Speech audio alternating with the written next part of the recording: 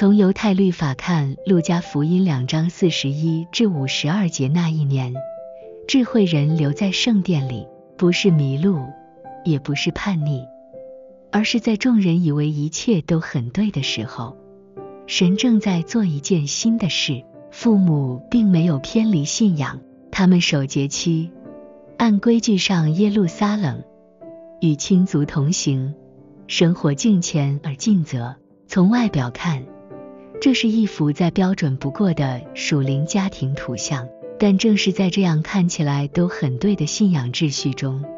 他們卻錯過了神正在他們孩子身上展開的心意。故事沒有責怪他們的不敬虔，卻溫柔而尖銳地提醒讀者，守住熟悉的信仰形式，不等於已經跟上神此刻的作為。有時，信仰最大的危險，不是背離傳統，而是以為傳統本身就等同於順服。真正的張力，並不來自孩子有沒有守律法，而來自一個更深的問題：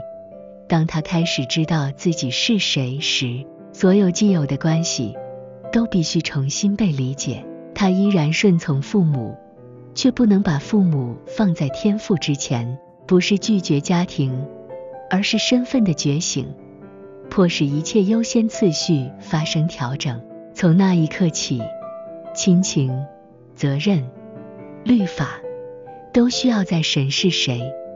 我是誰的光中重新定位。耐人尋味的是，敘事並沒有替任何一方把話說圓，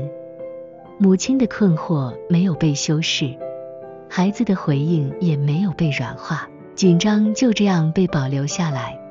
仿佛在告訴讀者，真實的信仰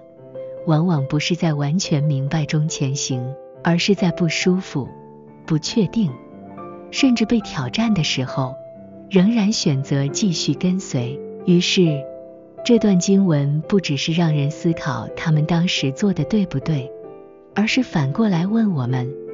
當神的呼召逐漸清楚，我們是否願意讓生命重新排序？不是忽略家庭、責任或既有的屬靈結構，而是承認沒有任何關係可以永遠停留在原來的位置。這不是一個關於乖孩子的成長故事，這是一個提醒我們，當主的身份越來越清楚，我們是否願意跟着改變的故事。